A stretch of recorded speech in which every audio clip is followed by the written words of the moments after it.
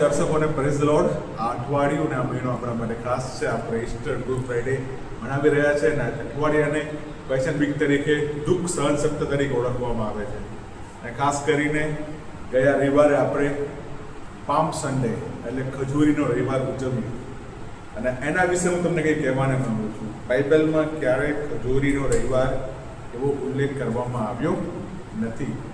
હા, બાઇબલમાં palm Sunday વિશે કે ઈસુએ જ્યારે યરૂશાલેમમાં વિજયવંત પ્રવેશ કર્યો તેના વિશે માર્કની સુવાર્તામાં, માર્કની સુવાર્તામાં માર્ક 21માં, માર્ક 11માં, લૂક 19માં અને યોહાન 12માં, આ ચાર સુવાર્તામાં આ વસ્તુનો ઉલ્લેખ કરવામાં આવ્યો છે.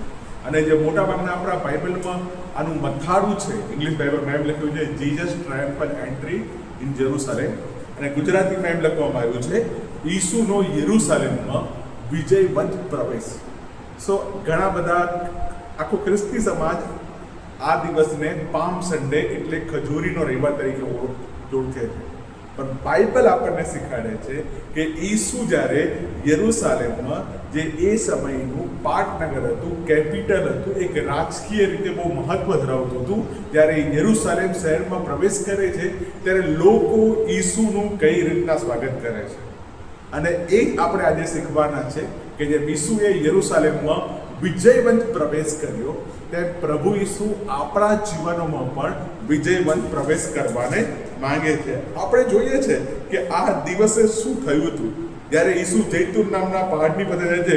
લૂકનો 19મો અધ્યાય અને એની 30મી કલમમાં ત્યારે ઈસુ એના બે શિષ્યોને કહે છે, સામેના ગામમાં જાઓ અને ગામમાં પેસતા તમને ગધેડુંનું વછેરું બાંધેલું મળશે, તેને છોડીને મારી પાસે લઈને આવો, કેમ કે જો કોઈ તમને કહે તો એને કહેજો તેને મારી જરૂર છે. આપણને બધાને ખબર છે કે એ સમયના લોકોના માટે આ ગધેડું છે એમના માટે ટ્રાન્સપોર્ટેશનનું એક સાધન હતું અને એ એમના માટે બહુ મહત્વનું વસ્તુ હતું. અને ઈસુ એના બે શિષ્યોને કહે છે, સામેના ગામમાં જાઓ અને તમે એને છોડીને મારી પાસે લઈને આવો. અને બાઇબલ એમ કહે છે કે જો કોઈ તમને પૂછે તો કહેજો તમે એને કેમ છોડો છો. તો ઈસુ તેમને કહે છે કે કહેજો પ્રભુને તેની જરૂર છે. 31મી કલમ કહે છે લૂક 19:32માં કે જેમ તેમણે તેઓને મોકલ્યા તેમ તેઓ ગયા અને જેમ તેઓને કહ્યું હતું તે પ્રમાણે તેઓને મળ્યું.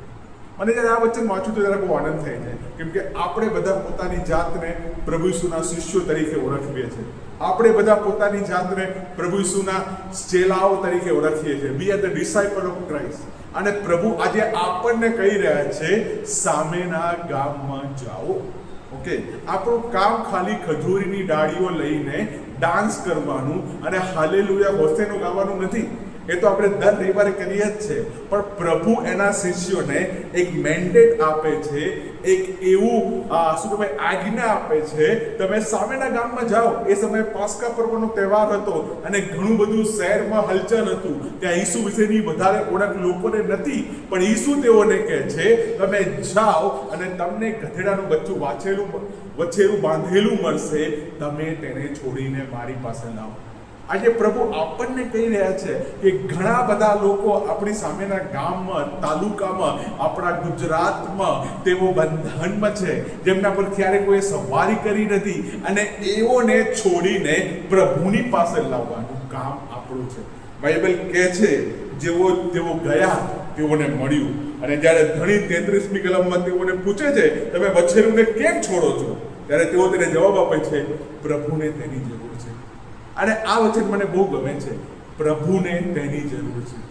આજે જે લોકો બંધનમાં છે, જે લોકો બાંધેલા છે, જે લોકોને આપણે છોડાવવાની જરૂર છે, જે લોકોની પાસે આપણે સુવાર્તાના તેડાને લઈને જઈએ છીએ, જે લોકોની પાસે આપણે શાંતિની સુવાર્તા સંભળાવીએ છીએ, આપણને તેઓની જરૂર નથી.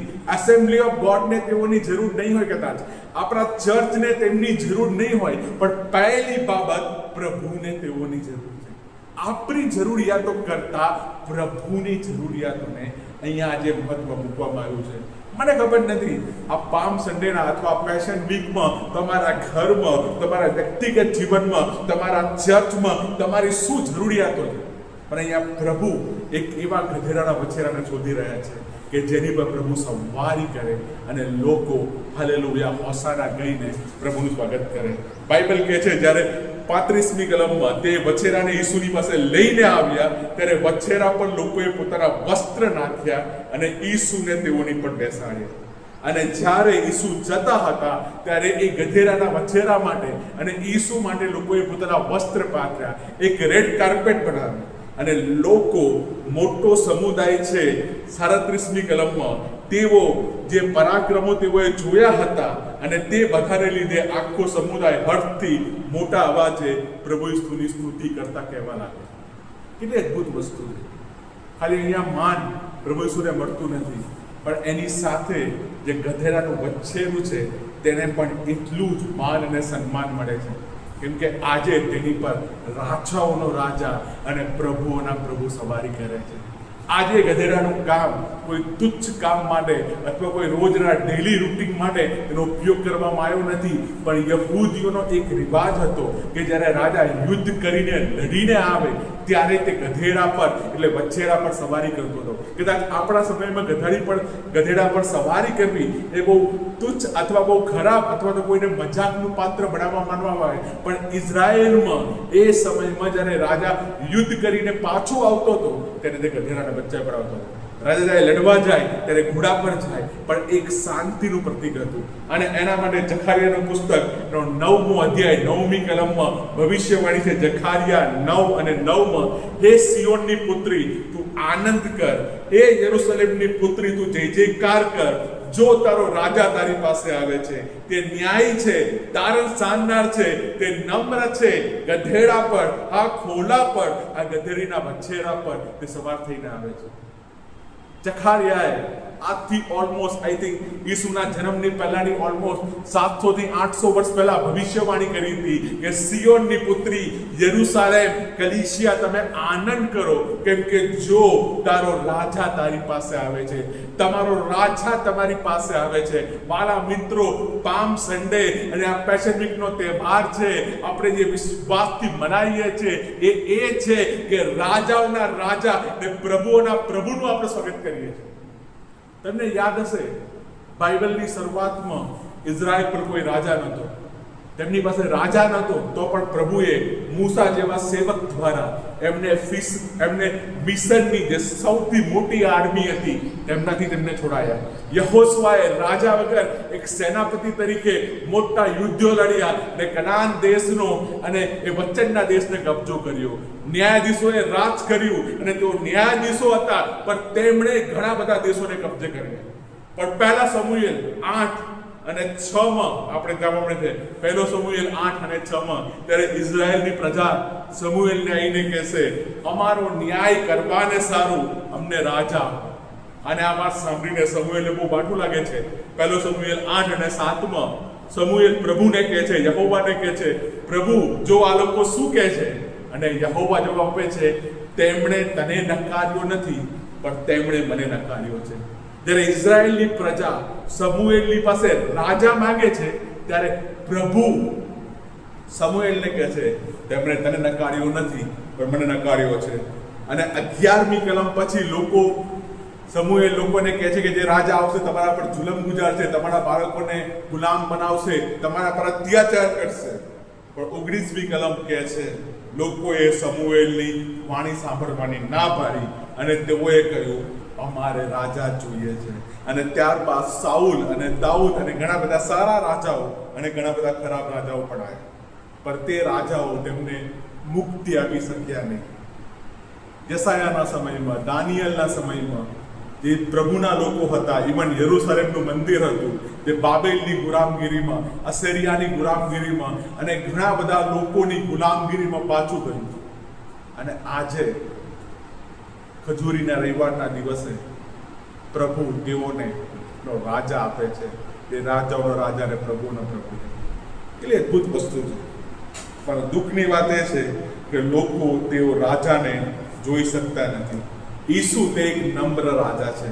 તે ગધેડીના બચ્ચા પર, આ વછેરા પર સવાર થઈને આવે છે. તેમ જખારિયામાં પ્રભુનું વચન કહે છે, તારો રાજા તે નમ્ર છે. He is gentle king.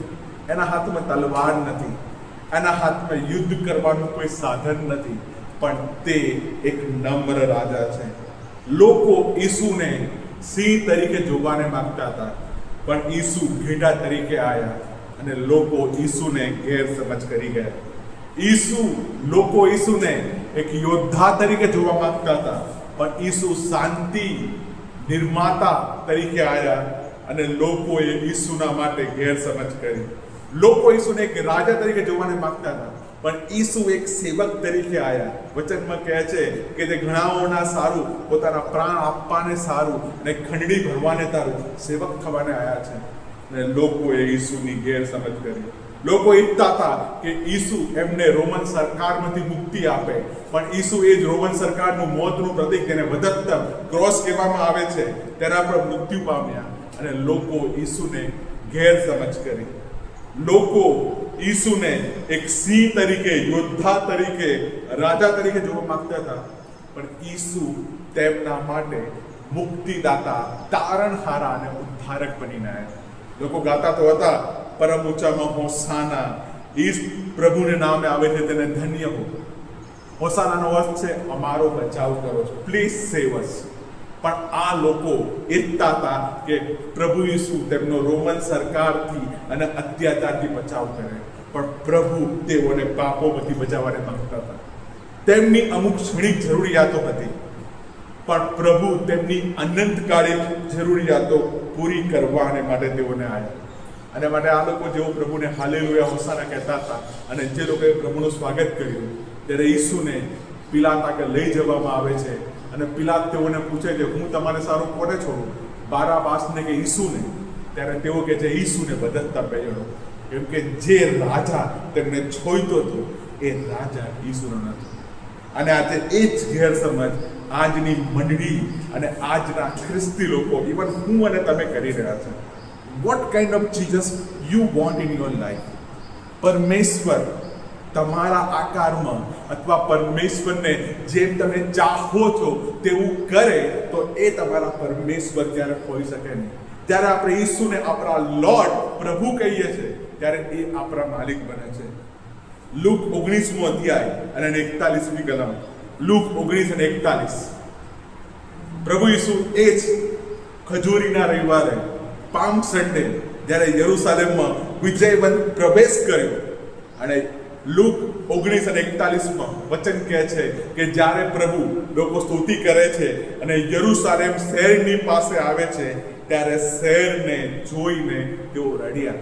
આપણને બધાને યાદ છે, નવા કરારનું સૌથી નાનું વચન છે, ઈસુ રડ્યો. યોહાન 11માં ત્યારે લાજરસ મૃત્યુ પામે છે, પણ ઈસુ બીજી વાર યરુસાલેમ શહેરને જોઈને રડ્યા. આજે પ્રભુ જ્યારે આપણા શહેરને જોવે છે, જ્યારે પ્રભુ આપણા દેશને જોવે છે, જ્યારે પ્રભુ આપણી મંડળીઓને જોવે છે, ત્યારે પ્રભુ રોઈ રહ્યા છે. Y he is crying?